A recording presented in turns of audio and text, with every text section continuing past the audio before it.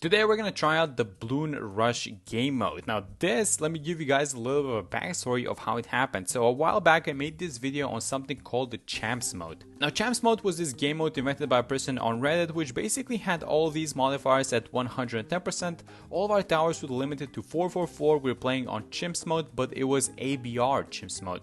So that was a really interesting one and I had a lot of fun doing it, and in that video I asked you guys to come up with other game modes that I could try out, and this was one that caught my attention. So this one is called Bloon Rush, and basically the idea behind the Bloon Rush is something as you would expect. So let's go through the modifiers together. So the first one is the MOAB health, which sees MOAB health at 15%. So these MOABs are actually going to be kind of weak, but we're going to have a 170% regrow rate. So this is actually not that much, but it's just enough to be annoying, I feel like. All balloons are going to be regrow as expected. All balloon speed is going to be at 150, and even though this doesn't sound like a lot, 150 is actually pretty fast for the balloons. And then the MOAB speed is at 300%, and these MOAB class balloons are going to be flying, especially in the DDTs in the 90s. That's going to be crazy. Now on top of this, the last modifier is probably the most annoying one, which is going to be the, well, there's no glue. So let's remove the glue out of the equation and let's see what we can do about this one. Well, actually I was thinking of getting Oben as the hero because of the slowing totem and because of the homing projectile. So let's see how we can do on the Bloon Rush game mode. Okay, so here's the plan for this one. The plan is to beat around 15 because I've been stuck on this one for a while now. So let's have this guy on strong. Let's have, oh, this guy's on strong as well.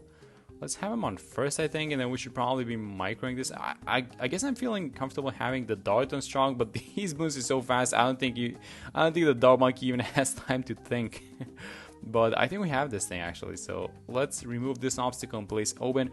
So I do have a little bit of a plan because we don't have the glue gunner. The glue would have been the perfect tower for this thing, but because we don't have the glue, I'm thinking of slowing the balloons down in other ways. So one of the heroes that does very well versus these fast balloons is Oben, because Oben has homing projectiles, and on top of that, at level 4 he gets this totem which slows balloons down.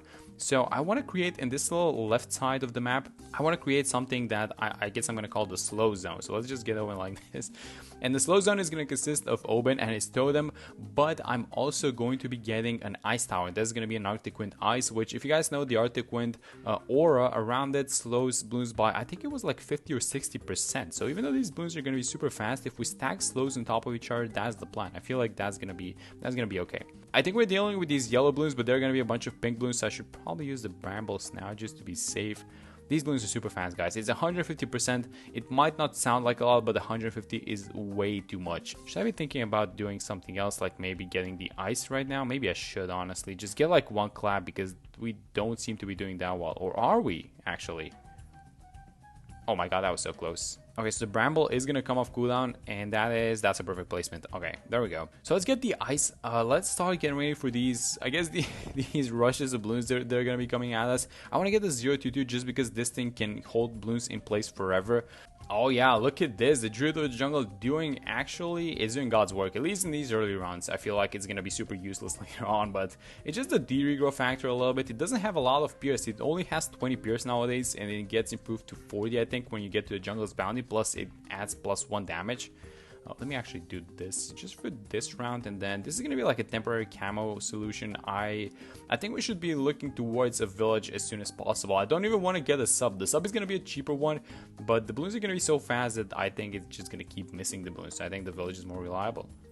If I place the wizard here, is it going to be in range of Oben? I think it is, because I kind of care a little bit about the wildfire, and maybe actually I should just have him like here. It doesn't matter that much. So let's do it like, I want to get, let me just do the calculation on this one. So I want to get the Necromancer. This is 3,000, this is 1.6, and do we, yeah, we absolutely have the money. Maybe we can even afford the Wall of Fire, actually.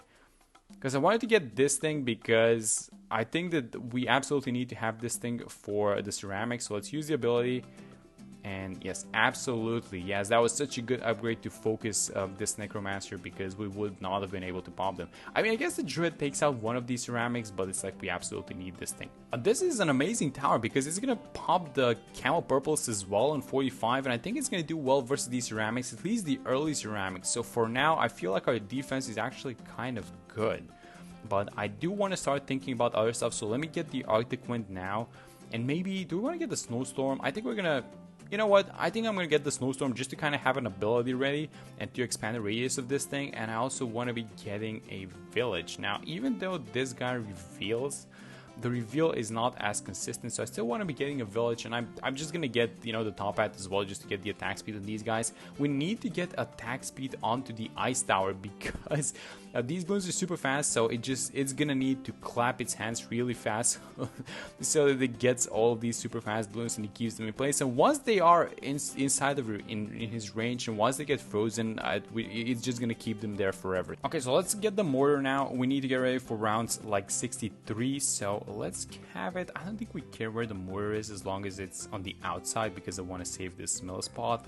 So let's just have it like this. Set target to basically here in the middle, like that. And I'm gonna upgrade it to, well, we can afford the 420, it looks like. So let's just have it like this.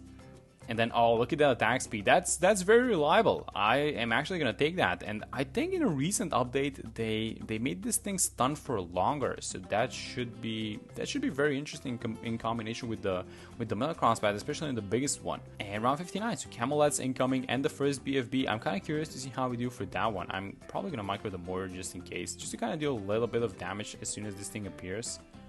It doesn't do a lot, but this is a weak BFB, so we should be able to. Oh yes, as soon as everything steps into the range of this guy, of the snowstorm, and it's got a lot more pierce. I think they reduced the pierce of the Arctic wind, so unless you get the snowstorm, you're not exactly freezing that many blues, I don't think. You have to be getting the snowstorm for the extra pierce, I feel like.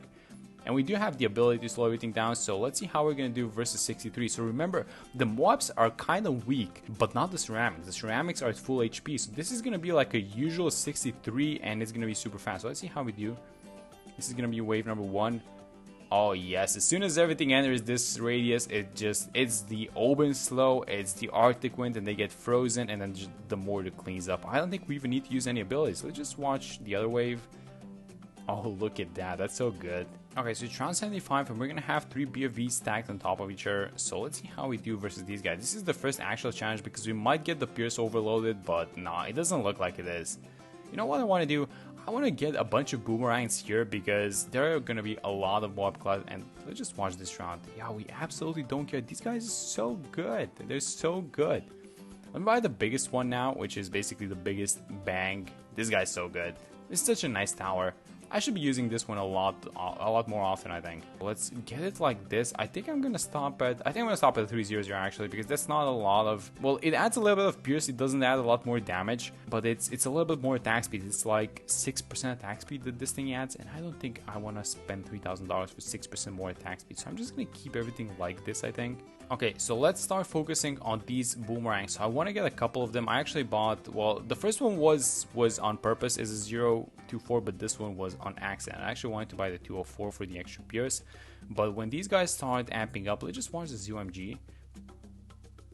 Wait a minute, they're not even slowing it down as much. Oh no.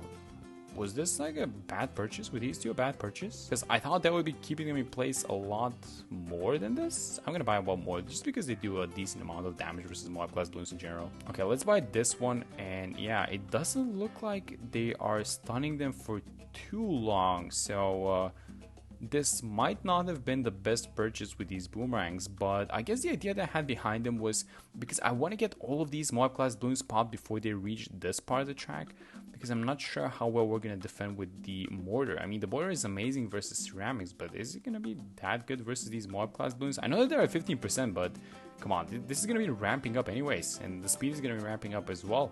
Oh, you know what we could do? We could actually do a beast handler as well. We could do a bird. Okay, let's get a bomb pad beast handler. Let's get a bird, and I want to get, I guess we're going to go up to the giant condor. This thing can pick up BFBs. I'm not sure if it picks up ZOMGs. I don't think so. Or do we just leave it as a golden eagle?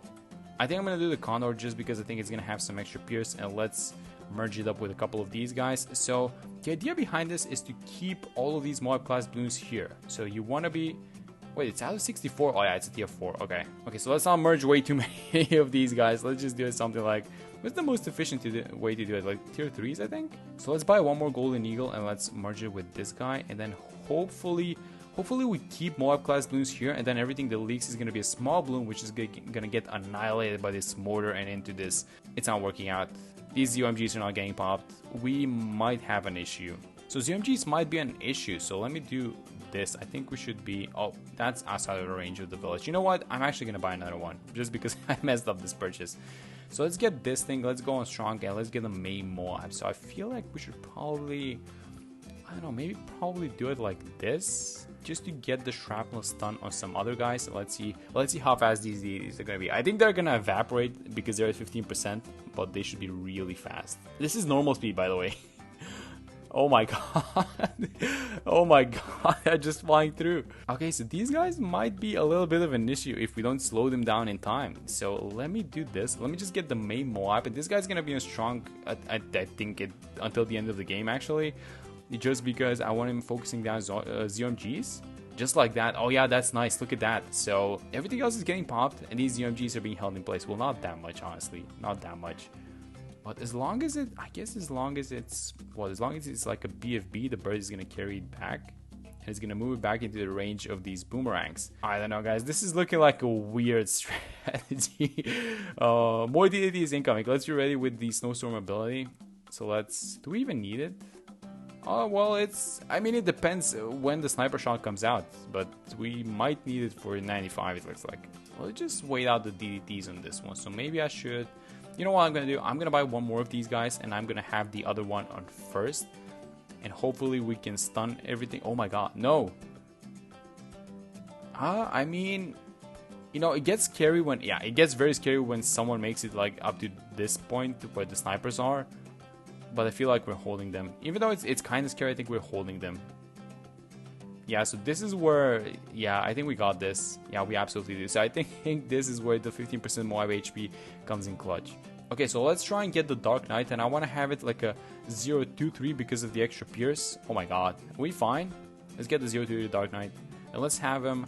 You know what? I should have him on strong, actually. So it looks like as soon as something gets into range of this slow zone... It's getting evaporated, but let me just use this ability just to kind of be safe.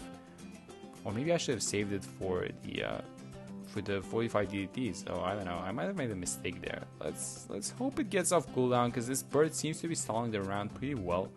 It's kind of moving all these balloons back, and this is, guys, this is unironically a decent strategy. It looks like. I mean, even if it's like a normal game, this would still pretty much work, I'm pretty sure. Okay, let's watch the 45 DDTs. We have the ability back up, so I'm going to use it, which it didn't do anything. Yeah, the ability doesn't do anything because it's the bottom path. I just realized that. Okay, so let's see how we do versus the bad balloon. Are we going to be able to pop the bad? So even though it's at 15%, this thing still has a lot of HP, and it's a defeat. It's not looking good. So if I buy the first strike, is the first strike gonna come off cooldown? Let's test that out. So let's buy the first strike and see if we're gonna be able to one shot, because if the ability comes off cooldown on time, it's gonna one shot the entire thing, I think. So let's just use it, and yeah, there it is. Yes, because the damage goes through layers. Okay, that was amazing. But that was such a fun. I mean, look at this setup, guys. Come on, tell me this doesn't look like a setup of someone that just started playing BTD6. This is all over the place, but it worked, and I really like playing challenges like this one. So I had a lot of fun doing this, and if you guys, this was the Bloon Rush challenge, by the way, and if you guys have some other ideas of similar challenges with a team, I would love to play them. But that's gonna be it for this one. Hope you guys enjoyed the video, and I will see you all in the next one.